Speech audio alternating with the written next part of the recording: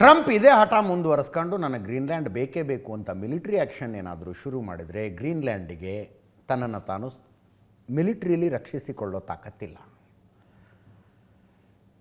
Denmark ಬಂದುಬಿಡುತ್ತೆ ತನ್ನ ಸ್ವಾಯತ್ತ ಪ್ರದೇಶವನ್ನು ರಕ್ಷಿಸಿಕೊಳ್ಳೋದಕ್ಕೆ. ಅಂದರೆ ಡೆನ್ಮಾರ್ಕ್ ಆ್ಯಸ್ ಅ ಹೋಲ್ ಕೂಡ ಗ್ರೀನ್ಲ್ಯಾಂಡನ್ನು ಡಿಫೆಂಡ್ ಮಾಡ್ಕೊಳ್ಳೋದಕ್ಕಾಗೋದಿಲ್ಲ. ಈಗ ನೋಡಿ, ಯುರೋಪಿಯನ್ ಒಕ್ಕೂಟ ಟ್ರಂಪ್ ವಿರುದ್ಧ ತಿರುಗಿಬಿತ್ತು. ಇಂಟ್ರೆಸ್ಟಿಂಗ್ಲಿ ಇವರೆಲ್ಲ ನ್ಯಾಟೋದಲ್ಲಿದ್ದಾರೆ.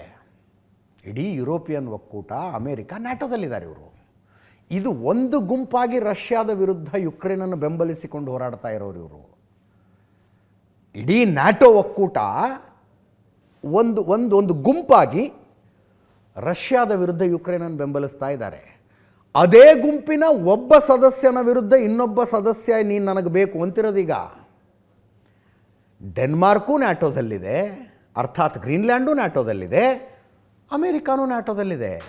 ನಾವೆಲ್ಲ ಸೇರಿ ಅವನ ವಿರುದ್ಧ ಬಡದಾಡೋಣ, ಬಟ್ ನಾನು ನಿನ್ನ ವಿರುದ್ಧವೂ ಬಡದಾಡ್ತೀನಿ ಅಂತ ಟ್ರಂಪ್ ಹೇಳ್ತಾ ಇರೋದೀಗ.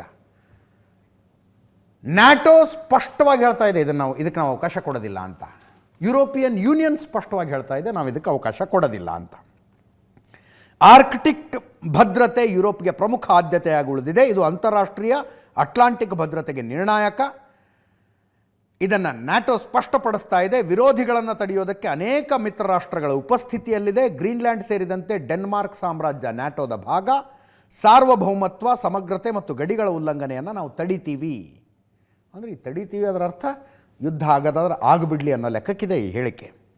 1951 ಡೆನ್ಮಾರ್ಕ್ ಸಾಮ್ರಾಜ್ಯ US ನಡುವಿನ ರಕ್ಷಣಾ ಒಪ್ಪಂದ ಗ್ರೀನ್ಲ್ಯಾಂಡ್ಗೆ ಸಂಬಂಧಿಸಿದ ನಿರ್ಧಾರಗಳನ್ನು ತೆಗೆದುಕೊಳ್ಳುವ ಹಕ್ಕು ಡೆನ್ಮಾರ್ಕ್ ಮತ್ತು ಗ್ರೀನ್ಲ್ಯಾಂಡಿನ ಜನರಿಗೆ ಮಾತ್ರ ಇದೆ ಅಂತ ಯುರೋಪಿಯನ್ ಯೂನಿಯನ್ ರಿಲೀಸ್ ಮಾಡಿರುವಂಥ ಹೇಳಿಕೆ.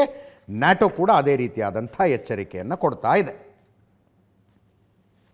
ಅಂಥದ್ದೇ ಎಚ್ಚರಿಕೆಯನ್ನು ಈ ಮಧ್ಯದಲ್ಲಿ ನೋಡಿ, ವೆನಿಜುವೆಲಾದ ಕತೆ ಹೇಳಿದೆ ನಿಮಗೆ.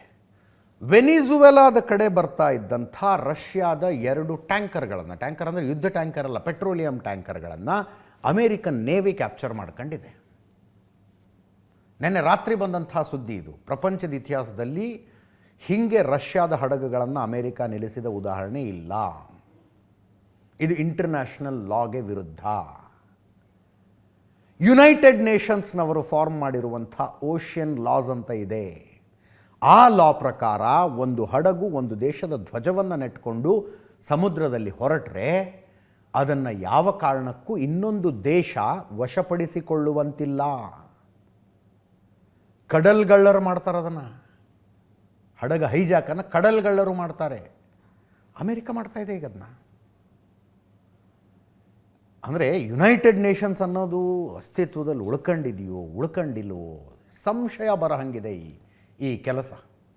2 ಹಡಗುಗಳನ್ನು ಕೆಲವು ವೆಬ್ಸೈಟ್ಗಳಲ್ಲಿ ಮಾಹಿತಿ ನೋಡ್ತಾ ಇದ್ವಿ ನಾವು. 15 ದಿವಸ ಚೇಸಿಂಗ್ ನಡೆದಿದೆಯಂತೆ. ಅಮೇರಿಕದ ನೇವಿ ವೆಸಲ್ಲು ರಷ್ಯಾದ ಈ ಟ್ಯಾಂಕರ್ಗಳನ್ನು ಸಮುದ್ರದಲ್ಲಿ ಚೇಸ್ ಮಾಡ್ಕೊಂಡು ಹೋಗಿದ್ದಾವಂತೆ. ಅದು ನಿಜ ಆಗಿದ್ದರೆ ರಷ್ಯಾ ಕೂತ್ಕೊಂಡು ಏನು ಮಾಡ್ತಿತ್ತು ಅನ್ನೋದೊಂದು ಡೌಟ್ ಬರುತ್ತೆ.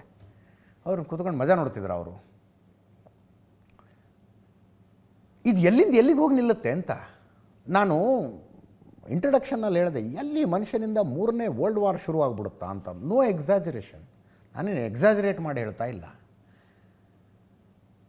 ಅದರ ಜೊತೆಗೆ ನೋಡಿ, ಭಾರತ ಮತ್ತು ಅಮೇರಿಕಕ್ಕೆ ನಡೀತಾ ಇದ್ದಂಥ ಟ್ಯಾರಿಫ್ ವಾರ್, ತೆರಿಗೆ ಯುದ್ಧ, ಅದೊಂದು ಹಂತಕ್ಕೆ ಬಂತು. ಮಾತುಕತೆಗಳು ನಡೀತಾ ಇದೆ, ಇನ್ನೇನು ಫೈನಲ್ ಆಗಿಬಿಡುತ್ತೆ. ಪಿಯೂಷ್ ಗೋಯಲ್ ಸೇರಿದಂತೆ ಅನೇಕರ ಹಿಂಟ್ಗಳನ್ನು ಕೊಟ್ಟರು. ಈಗ ನೋಡಿದ್ರೆ ಎಲ್ಲ ಉಲ್ಟಾ ಹೊಡೆಯಂಗಿದೆ. ಇದು 500% ಟ್ಯಾಕ್ಸ್ ಹಾಕಿಬಿಡುವ ಸಾಧ್ಯತೆಗಳು ಕಾಣಿಸ್ತಾ ಇದೆ. ರಷ್ಯಾದಿಂದ ಯಾರ್ಯಾರು ಆಯಿಲ್ ಖರೀದಿ ಮಾಡ್ತಿದ್ದಾರೋ ಆ ಎಲ್ಲ ದೇಶಗಳಿಗೆ ಅಮೇರಿಕ 500% ಟ್ಯಾಕ್ಸ್ ಹಾಕುವ ಸಾಧ್ಯತೆ ಇದೆ. ಅಂದರೆ ಚೈನಾ, ಭಾರತ ಸೇರಿದಂತೆ ಅನೇಕ ರಾಷ್ಟ್ರಗಳ ಮೇಲೆ, ಅಂದರೆ ಇವರೊಂದು ಮಸೂದೆನೇ ತರದು ಕೊಟ್ಟುಬಿಟ್ಟಿದ್ದಾರೆ ಇವರು ಅವರ ಪಾರ್ಲಿಮೆಂಟ್ ಅಥವಾ ಕಾಂಗ್ರೆಸ್ನಲ್ಲಿ. ಭಾರತ, ಚೀನಾ, ಬ್ರೆಜಿಲ್ಲು, ನೀವು ರಷ್ಯಾದಿಂದ ಆಯಿಲ್ ಖರೀದಿ ಮಾಡ್ತಿದ್ದೀರಲ್ಲಪ್ಪ, ನಿಮ್ಮ ವಸ್ತುಗಳನ್ನು ನಮ್ಮ ದೇಶದಲ್ಲಿ ತರಬೇಕು ಅಂದರೆ 500% ಟ್ಯಾಕ್ಸ್ ಕೊಡಿ ಅಂತ.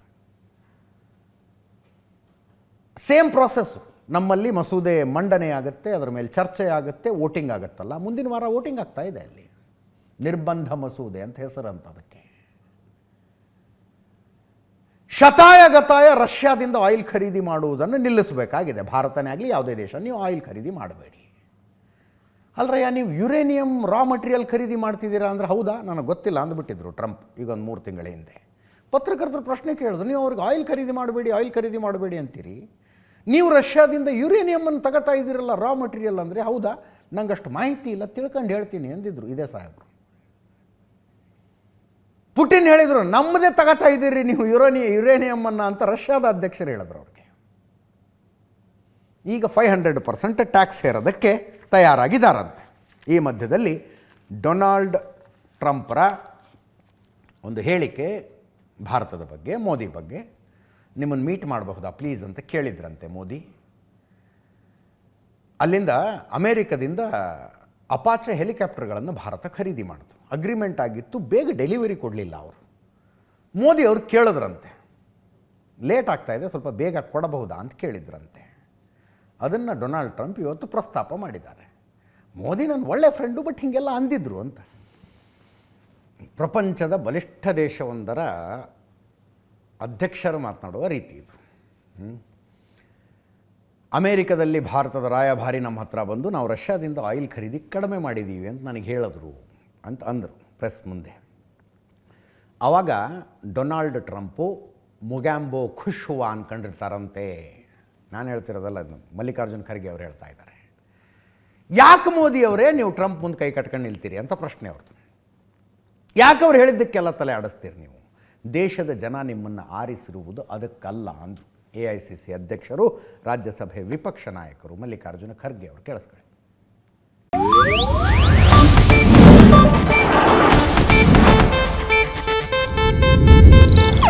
ಇದು ಏಷ್ಯಾನೆಟ್ ನ್ಯೂಸ್ ನೆಟ್ವರ್ಕ್ ಪ್ರಸ್ತುತಿ.